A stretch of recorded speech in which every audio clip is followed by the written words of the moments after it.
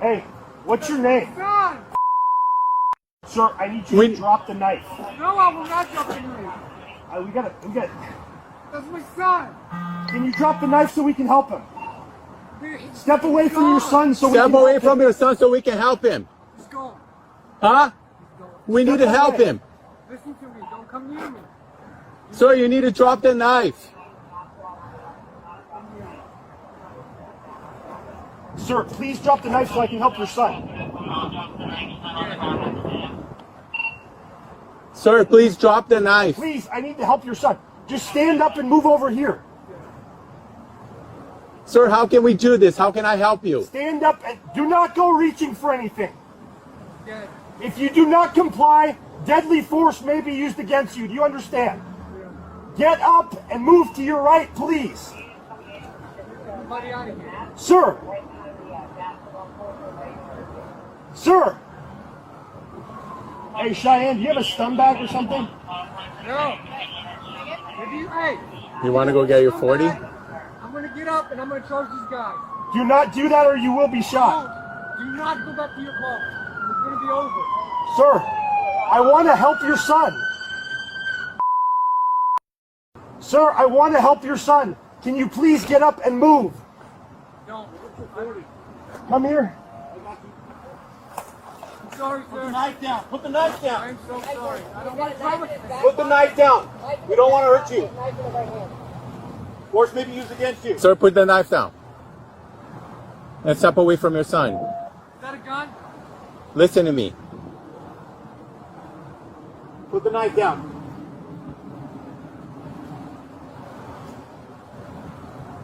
Hey, we gotta push up and help this kid. I'm gonna shoot him with the bullet. Got it. Hey!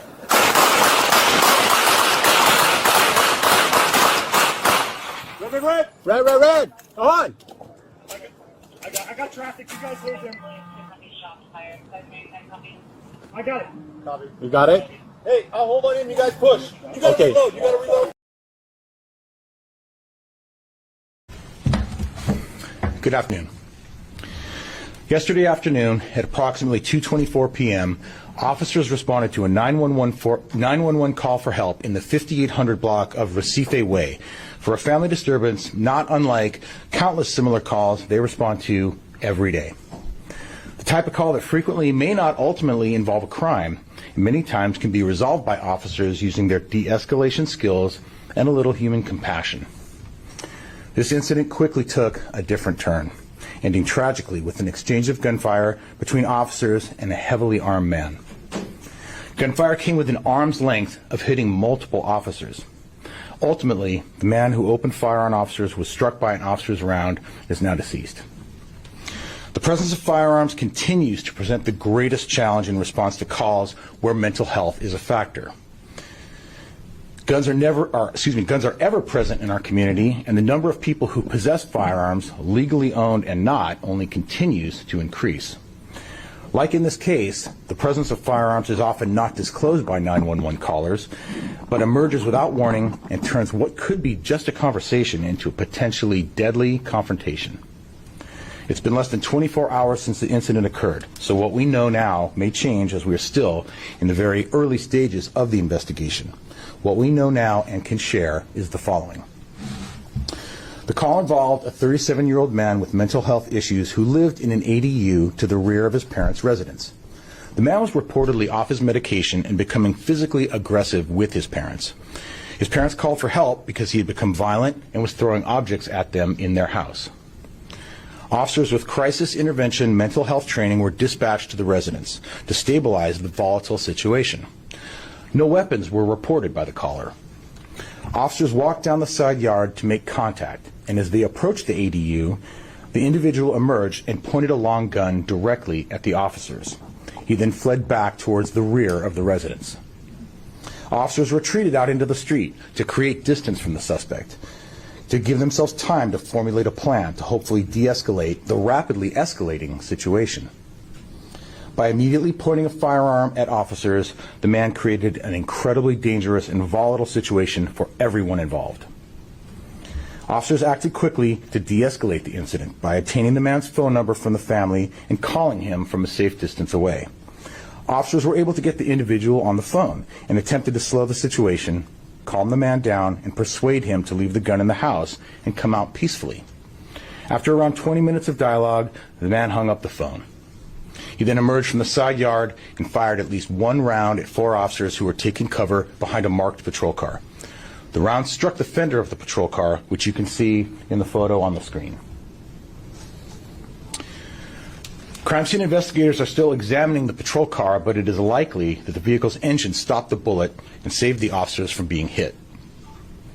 The individual then fled back towards the rear of the residence and out of sight. Additional officers had taken positions in the yard of the residence to the rear, on the street behind the home of the incident. Officers positioned in the rear yard observed the man jump the fence into the backyard they were in. They could see he was now armed with a shotgun and a rifle. The man landed in an elevated area of the yard. An exchange of gunfire then occurred between the man and one officer who was positioned with additional officers in that yard. The man ended up on the ground in an elevated position from the officers above a raised planted area, making it difficult to see if he was still holding either of the guns. His partially concealed location created a challenge for accessing the man to check on his condition and approach him safely.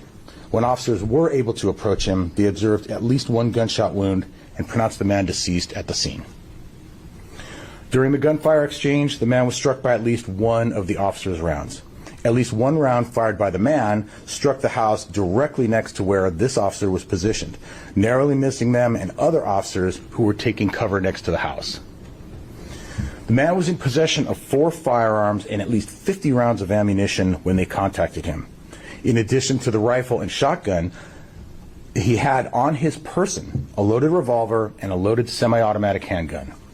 Notably, he also had hearing protection in his ears, possibly indicating he was anticipating a gunfight with police. One officer discharged their firearm during the incident. That officer had approximately 8.5 years of experience as a police officer. The officer was CIT trained and had their body-worn camera activated at the time of the shooting. The man involved was identified as 37-year-old Kareem Khan of San Jose. A search of his dwelling resulted in the discovery of an additional firearm, ammunition, loaded magazines, and firearm parts. This incident is a tragedy primarily because there was such easy access to firearms during a mental health crisis. These calls are always unpredictable, but are too often among the most dangerous situations our officers face. They escalate without warning, but when a gun is not involved, can many times be de-escalated just as quickly. With guns so often available in our community, there is always the possibility of the danger they pose, as they are potentially always lurking beneath the surface of seemingly routine mediations of disputes, disturbances, or low-level crimes. My heart goes out to the family who lost a loved one yesterday. I'm truly sorry for your loss. Weighing incredibly heavily on me is that last night I came very close to visiting multiple officers' families to deliver tragic news about their loved one. Seeing the bullet holes inches away from where my officers were standing is chilling. I'm extremely grateful no officers were hurt or killed yesterday, and I know that it was a combination of tactics and luck that made that possible. No officer wants this to be the outcome in a situation like this.